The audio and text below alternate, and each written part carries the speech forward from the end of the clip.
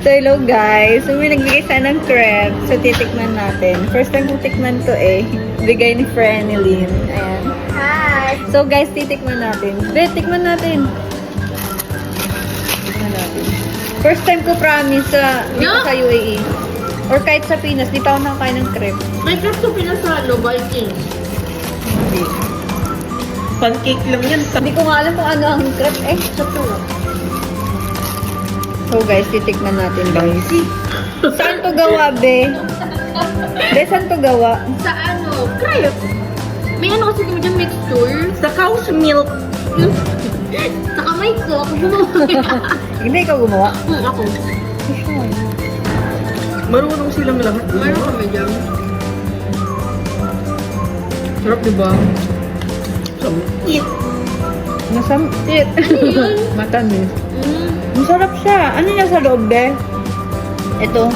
HSP. Dinurog. Biscuit. Masarap kasi yan pag may kape ka, hindi ka naman nagkakape. Kaya nga. Di ka ba nagkakape din? Hindi, nabibili kayo ng kape. Hindi Ay, di nagkakape. nagkakape? Guys, masarap. Hindi ako nagkakape. Promise. Sabi sa kape. 42 na yan sa amin. Ito? Oo, sumbong yan. Siya, ano? Di ako makalabas ng ice cream. Lalabas ako sana ng ice cream. Ano ice cream? May green tea ice cream kayo? Wala. Ha? Green tea Naglalabas ice siya ng cream. ice cream. Bagal pag may ice cream. Hindi ko makalabas eh. Nandun yung isa eh. Matamis na to eh. Tanggal tamis din yung ice cream. Pero ang sarap siya. Para siyang Graham na ewan. Marami kami nilalagay sa loob. Mayroong brownies.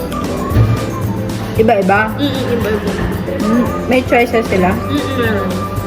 Meron kami plain na crepe lang. 37. Yung walang laman sa Walang loob. laman. Ganyan lang, plain. Pero ang pangit ng lasa nun eh. Oo, walang laman. Maganda yung may laman. Hmm.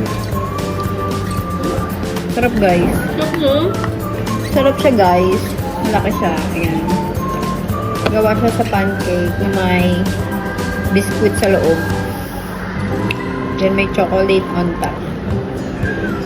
Sarap.